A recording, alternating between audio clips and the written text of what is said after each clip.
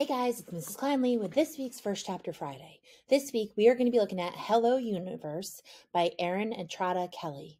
Hello Universe is kind of cool because it is told, we've talked about other books before that are, opposite chapters where you're hearing different characters' point of views every other chapter.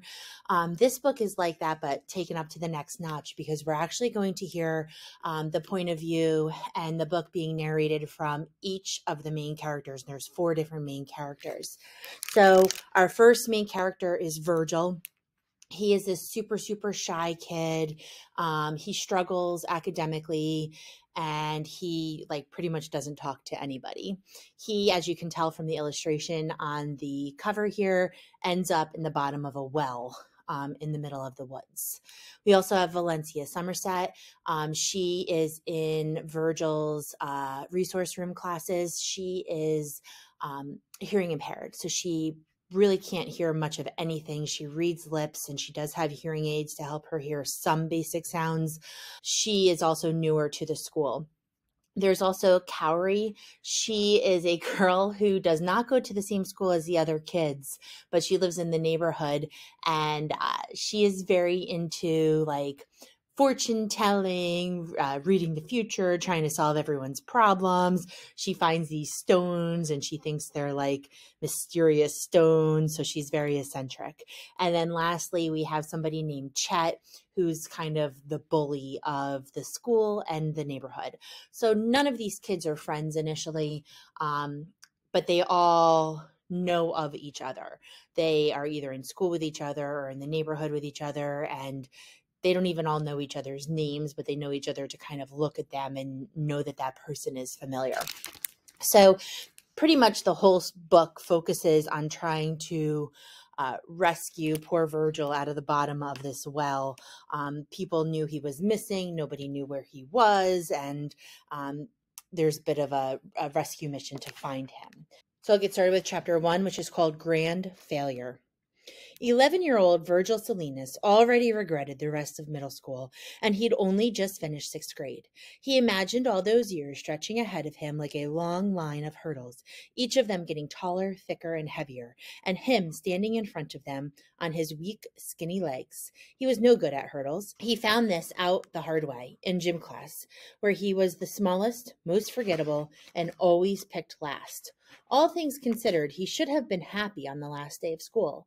The year was over. He should have been skipping home, ready to tackle the bright summer ahead. Instead, he walked through the front door like a defeated athlete, head low, shoulders hunched, a sack of disappointment sitting on his chest like an anvil, because today it was official. He was a grand failure. "Oi, Virgilio!" said his grandmother, his Lola. When he came in, she didn't look up. She was in the kitchen slicing a mango. "Come, take one of these. Your mother bought too many again. They were on sale. She buys 10. And what do we need 10 mangoes for? They're not even from the Philippines. They're from Venezuela. Your mother bought 10 Venezuelan mangoes. And for what? The woman would buy kisses from Judas if they were on sale." She shook her head. Virgil straightened his posture so Lola wouldn't suspect anything was wrong. He took a mango from the fruit bowl. Lola's eyebrows immediately scrunched together, only they weren't really eyebrows because she plucked them clean. "What's wrong? Why you have a look?" she said. "What look?" Virgil said. "You know." Lola didn't need to explain herself. "Is that pug-faced boy at school being mean to you again?" "No, Lola."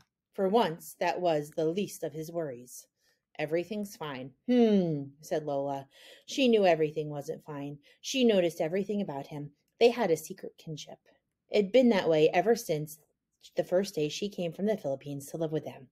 On the morning she arrived, Virgil's parents and identical twin brothers immediately rushed her in a flood of hugs and hellos, with the exception of Virgil. That's how the Salinas family was. Big personalities that bubbled over like pots of soup. Virgil felt like unbuttered toast standing next to them. "Ay, sus, my first moments in America will be filled with a pulsing headache," Lola said. She pressed her fingers to her temples and waved toward Virgil's older brothers, who were tall and lean and muscled. Even then, "Josito, Julius, fetch my bags, huh? I want to say hello to my youngest grandson." After Joslito and Julius scurried off, the helpful brothers, Virgil's parents presented him like a rare exhibit they didn't quite understand. "This is Turtle," his mother said. That was their name for him. Turtle, because he wouldn't come out of his shell. Every time they said it, a piece of him broke. Lola had squatted in front of him and whispered, "You are my favorite, Virgilio." Then she put her fingers to her lips and said, "Don't tell your brothers." That was 6 years ago, and he knew he was still her favorite, even though she'd never said it again. He could trust Lola, and maybe one day he would confess his secret to her, the one that made him a grand failure. But not today. All right, guys. So this book is found in our realistic fiction section under KEL for Kelly. It is also available on Sora if you wanted to read an ebook. It is available there as well. I hope that you enjoy this. I think it's always cool. I always love to just kind of read about different cultures, about different things that people are dealing with, and this book kind of has it all going on. So I hope you enjoy. Happy reading.